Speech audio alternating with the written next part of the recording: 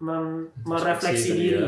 Itu paling gampang nunjuk. Nanti yang disalahin sekolahnya, bukan kebijakan yang untuk memutuskan untuk sekolah tadi ya. Tapi sekolahnya. Nanti kalau misalkan ternyata setelah tracing, gurunya yang positif, salahin gurunya. Iya. Itu orang tua yang masih nahan untuk lihat situasi dulu, ya dia bisa untuk online. Kalau yang sudah nggak tahan untuk sekolah, saya harus sekolah, ya dia udah harus siap dengan segala resikonya.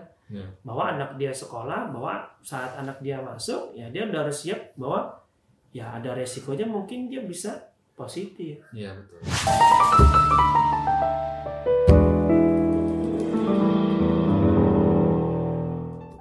Halo, kembali lagi dengan saya Dr. Yoga Yandika, saya dokter anak. Bersama sebelah saya Willy, dokter anak juga. Ya, jadi kita sekarang bahas apa nih, Bang? Mengenai sekolah tatap muka di bulan Juli kali ya. Oke, jadi katanya nih, kita dengar-dengar nih katanya nih pemerintah nih mau ngadain sekolah tatap muka di bulan Juli 2021. Ya. Nah, sebenarnya nih tatap muka ini kira-kira boleh nggak sih atau siap nggak sih? Saya coba jawab dulu, nanti dibantu sama dokter Yoga karena sama-sama dokter anak kan gitu kan. Kita sama nih berdua. Iya. Kebetulan sih kalau dari IDAI sendiri sih menganjurkan untuk tidak gitu kan. Tapi mungkin pemerintah punya alasan lain ya, mengingat kalau dari mungkin beda ya ngajarin orang tua sama ngajarin guru gitu ya. Orang tua ngajarin rumah sama guru lain gitu ya. Orang tua ya juga terjadi peningkatan kekerasan pada anak katanya selama masa pandemi ini, karena dengan kurikulum yang kita tahu sulit ya sekarang ya, beda sama zaman dulu ya. Zaman sekarang kayaknya kelas 1, 2, 3 SD mungkin udah belajar jabar mungkin ya gitu ya. Jadi dengan adanya kurikulum yang memang kompleks, anaknya itu mungkin agak perlu tingkat kesabaran tinggi. Sedangkan di rumah ini kan orang tua itu ada kerjaan lain ya istilahnya ya. Walaupun di rumah ya ada kerjaan lain, jadi untuk mengajarinya itu mungkin ada proses yang baru dan nggak sabar gitu kan, karena kompleksnya itu kurikulum itu kompleks sekali. Beda kalau di sekolah ya, kalau di sekolah mungkin kalau nggak bisa ya mungkin bisa direm, dan itu kan memang gurunya secara profesional tahu bagaimana mengatasi, menangani dan mengajar si anak ini gitu kan. Berarti sudah ada porsinya masing-masing ya. Guru porsinya ngajar, orang tua mungkin nggak bisa ngajar gitu ya. Ya mungkin beda kemampuannya. Disertai lagi kalau gurunya yang kalau saya lihat ya namanya sekolah tatap online gitu. Nanti contohnya mereka mungkin hanya tatap mukanya 20 menit gitu ya. Kemudian udah gitu tugas gitu seharian. Jadi yang ngajarin di rumah itu selama 6 jam lebih orang tuanya. Iya benar. Jadi ada tingkat kesulitan sendiri di situ. Sedangkan orang tua di rumah mungkin mesti masak, mungkin mesti kerja, mungkin mesti work from home, mungkin mesti banyak kegiatannya gitu ya. Jadi ada kesulitan sendiri. Jadi mungkin itu pertimbangan pemerintah gitu ya. Jadi mengurangi tingkat masa depannya si anak ini, mungkin akan nambah tahunnya, pinternya kagak gitu loh, karena diajarinnya di rumah tidak efektif gitu. Ya.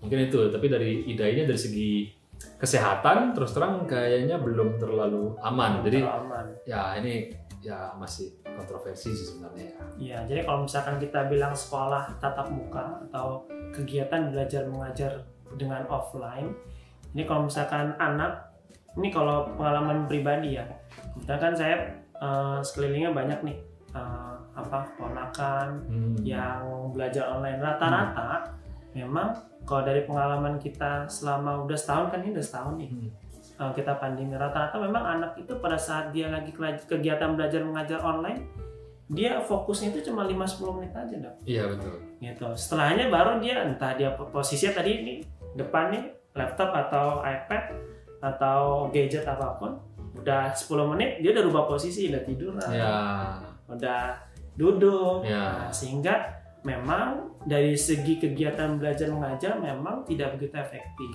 Cuman kenapa sih sebenarnya dari IDAI atau dari Perkumpulan Ikatan Dokter Anak Indonesia ini masih tidak melarang atau tidak bolehkan? Ya karena balik lagi dok, kan kalau kita bilang anak nih dok, anak ini kan sehari-hari ya dia pasti main. Terus ya dia kalau misalkan lagi main, kalau kita bilang protokol kesehatan kan selalu cuci tangan, pakai masker, terus jaga jarak. Nah kalau pada anak ini kan kita nggak bisa nih nerapin seperti itu, sehingga akhirnya IDA ini ya bagusnya memang jangan dulu deh. Tunda dulu, gitu. Nanti meningkat ya. Nanti malah meningkat angkanya. Itu mungkin alasan dari IDA-nya. Nah sekarang kalau misalkan nih dari pernyataannya kan katanya mau ada uji coba dok. Diuji coba dulu, jadi salah satu sekolah, beberapa sekolah nanti jadi kayak pilot project-nya gitu. Nah dia diuji coba nih. Nah, kira-kira benar bisa nggak sih? Nah kira-kira menurut dokter nih, untuk masalah yang kegiatan sehari-hari anak itu kira-kira bisa nggak sih sebenarnya anak usia sekolah kita suruh pakai masker terus, atau setiap mengerjakan sesuatu cuci tangan dulu, kira-kira sulit nggak tuh? Pasti sulit ya, namanya anak-anak kan bukannya mudah untuk memahami dan untuk mengerti protokol ya. Jadi kalau mungkin di atas, kalau udah mengerti bisa ngurus diri sendiri mungkin di 12 tahun gitu mungkin udah bisa kali ya. Mungkin di kelas sekolah menengah udah bisa kali. Kalau masih sekolah dasar, anaknya masih pengen main gitu, mungkin ya pengalaman sendiri gitu, ponakan, anak-anak dekat rumah gitu kan, pakai masker, keluar tuh nanti orang tuanya ngasih tahu, pakai masker ya, pakai masker betul. Terus sampai di taman bermain, lepas semua. Memang begitu, namanya anak-anak kan nggak bisa dipastiin kan, namanya mereka belum bisa untuk bertanggung jawab terhadap dirinya sendiri kan. Jadi ada kesulitan tersendiri di situ. Pilot project ini mungkin ya pertanyaannya mau sampai kapan gitu, memang iya sih mau sampai kapan gitu, udah setahun lebih kan.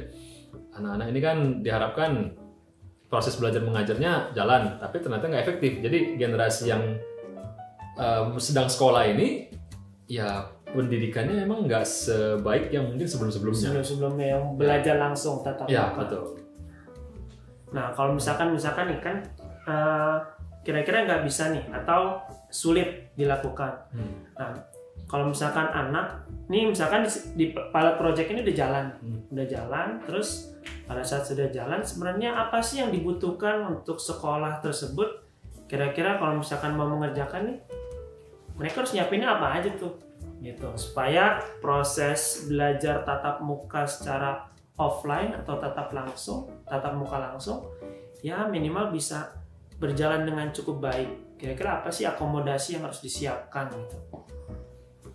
Kalau dari tadi mungkin di setiap kelas, apa kamu masuk kelas cuci tangan dulu. Dulu kita sekolah kan nggak ada begitu kan. Kalau dulu kita masuk kelas kan lihat kuku aja, udah, kuku gitu panjang kan. pok gitu. Betul. Kalau ini tangan nggak basah dipok. Tangan nggak basah ditepok, tapi yang nepoknya juga harus cuci tangan. Betul. Jadi mesti ada wastafel depan setiap kelas ya, mungkin akomodasinya itu. Atau hand wrap mungkin. Suhu tubuh. Biasa ya suhu tubuh. Ya terus kemungkinan kalau kayak swab gitu perlu nggak? Mungkin lebih aman, iya. Jadi semua yang masuk harus udah ada hasil swab beserta dengan guru-gurunya. Betul. Gitu, karena pilot project yang terjadi di luar yang sudah dilakukan itu ternyata malah justru anaknya negatif, justru penularan dari gurunya. Betul. Gitu. Karena gurunya kemana-mana. Jalan-jalan. Anaknya mungkin di rumah. Betul. Gitu. Gurunya yang menularkan. Nah, kalau misalkan memang mau menerapkan ya semuanya harus dalam kondisi yakin negatif, free, mungkin gitu kali ya akomodasinya, atau enggak? Berapa lama sekali? Ya, berapa lama sekali harus diulang. Nah, itu juga harus dipikirkan pada saat menerapkan pilot project tadi. Iya. Gitu. Terus apa lagi dok? Kira-kira? Ya, keperluan tracing kali ya. Keperluan tracing ya itu juga penting. Nah, kekurangan di kita sebenarnya proses yang terjadi ini, misalkan nih, ini pengalaman kita di lapangan. Misalkan. Memang proses yang terlihat di luar itu selalu, oh iya kita langsung kita lakukan pencarian. Cuman kenyataan di lapangan nggak seperti itu. Gitu. Pada saat kita tahu nih seseorang itu positif COVID, ada beberapa yang lapor ke Satgas COVID, ada beberapa yang tidak lapor. Iya, malah takut. Karena stigma masyarakat terhadap COVID ya tetap masih ada. gitu. Sehingga mereka takut untuk lapor, sehingga konsekuensinya sistem tracing tidak berjalan dengan baik. Jadi kalau misalkan memang mau dikerjakan, ya harus yakin bahwa di lingkungan guru yang mengajarnya, lingkungannya steril, tertutup. Jadi kalau mau mengajar tatap muka, mungkin ada persyaratan-persyaratan tertentu yang harus dipenuhi si anak dan si guru. Iya. Apakah mungkin setelah berapa minggu, mungkin dia karantina, apakah mungkin dia swab setiap seminggu 2 minggu, itu mungkin dari pilot project ini kelihatan kali. Cuman takutnya nanti dengan pilot project ini malah meningkat lagi angkanya. Iya, malah meningkat lagi, betul. Itu dari segi akomodasi. Nah, kalau misalkan nih sebenarnya nih, jadi kebijakan ini kalau kita lihat secara umum, sebenarnya worth it nggak sih untuk dikerjakan dengan resiko yang kira-kira ya memang kalau nggak dimulai, ya kapan dimulainya, tapi kalau dimulai ini akan membahayakan seorang anak. Karena prinsipnya kan gini dong, kalau misalkan kita nih seorang anak positif COVID, ya pasti kan dia diisolasi sendiri. Apakah orang tua tega tuh pada saat dia positif COVID? Nggak mungkin. Nggak mungkin kan? Gitu. Jadi apakah pilot project ini atau rencana untuk tatap muka di bulan Juli 2021 ini worth it nggak sih dengan resiko-resiko yang mungkin muncul, atau bahkan mungkin jadi anak yang ikut masuk malah jadi positif COVID? Gitu. Kalau menimbang-nimbang masalah kesehatannya, sepertinya lebih aman untuk tidak ya, karena namanya kesehatan pasti nomor 1 gitu ya. Kalau katakanlah dia pintar, dia paham, tapi tidak sehat ya untuk apa toh? Oke, jadi mengenai tadi belajar mengajar tadi, apakah menurut Dr. Yoga sendiri, apakah worth the risk untuk anak-anak ini masuk dengan adanya resiko tadi kesehatan, tapi dari pemerintah memikirkan generasi ini gimana belajarnya, apakah worth the risk? Jadi kalau kita bilang worth it atau tidak dengan resiko yang ada, ya sebenarnya ya kalau saya pribadi sih nggak worth it ya gitu. Karena gini, kalau kita bilang nih misalkan anak itu kan tadi dengan karakteristiknya yang dia jalan-jalan, lari-lari, bermain. Pada saat dia ketemu orang, ini nggak bisa nih kita berikan dia untuk pakai masker setiap saat, untuk cuci tangan, atau apalagi jaga jarak, gitu. Karena ya namanya dia bermain, ya dia pasti deket-deketan, nggak mungkin, gitu. Nggak mungkin dia jalan 1 meter, gitu. Jadi pertama dari segi protokol kesehatan aja tidak bisa dikerjakan dengan baik, gitu. Terus yang kedua, apakah worth it atau tidak? Lingkungan sekarang kalau kita bicara lingkungan, ini kita tatap muka. Kalau misalkan nih salah satu dari anak yang ikut masuk itu ternyata positif, bayangkan dalam satu sekolah itu harus di tracing. Jadi terjadi klaster COVID yang baru, klaster sekolah. Dan apakah saat terjadi klaster itu sekolah sudah siap? Apakah orang tua yang memaksa atau ingin anaknya untuk tatap langsung itu siap jika anaknya positif COVID? Gitu. Nanti siapa yang mau disalahkan? Kan ujung-ujungnya kan nanti kalau kita terjadi sesuatu itu kan paling gampang kan nunjuk, betul, gitu, bukan merefleksi diri, gitu. Paling gampang nunjuk, nanti yang disalahin sekolahnya, bukan kebijakan yang untuk memutuskan untuk sekolah tadi, tapi sekolahnya. Nanti kalau misalkan ternyata setelah tracing, gurunya yang positif, salahin gurunya, gitu. Jadi apakah worth it atau tidak? Sebenarnya sih nggak worth it. Karena resikonya tadi banyak, dengan karakteristik anak yang masih bermain, terus dia tidak bisa mengikuti protokol dengan baik, nggak terlalu worth it. Gitu. Kecuali mungkin udah sekolah menengah kali ya, udah bisa ngerti ya, bisa nanggung jawabin diri sendiri, mungkin 15 tahun kali ya, remaja kali ya. Ya, itu pun juga dengan tanda kutip, ya pada saat dia di lingkungan sekolah, ya dia mungkin bisa dipantau. Cuma pada saat lagi jam istirahat, nggak mungkin. Kan kalau kita nih zaman sekolah dulu namanya istirahat kan, ngobrol-ngobrol, nggak mungkin. Cuman kita ngobrol satu jarak itu nggak mungkin. Apalagi sekarang main gadget. Misalkan main Mobile Legend bareng, misalkan, gitu kan. Lihat kayak gitu, atau mau pas gitu kan, dari sebelah nggak mungkin. Lagian kalau dari segi murid ini kan udah jelas mungkin rasionya 10 kali ya kali dari karyawan sekolah ya. Betul. Jadi nggak mungkin karyawan sekolah satu jagain 10, nggak mungkin. Iya. Gitu. Jadi kalau misalkan mereka bilang akan kita jaga anak masuk sekolah, ya kita jaga nih di rumah sakit aja nih, kita jaga yang sesama tenaga kesehatan aja masih banyak bolong-bolong gitu. Apalagi jaga anak sekolah yang masih anak-anak atau sekolah menengah, kalau dia pulang kalau mau ya diantar. Tertutup benar-benar, ada yang nganter jemputnya ke rumah sampai sekolah, pulangnya dari sekolah nganter ke rumah masing-masing, jadi nggak kemana-mana tuh. Masa nggak kemana-mana yang jemputnya, dan anak-anaknya mungkin ya orang tuanya kemana masa nggak ikut? Iya. Nggak mungkin, toh.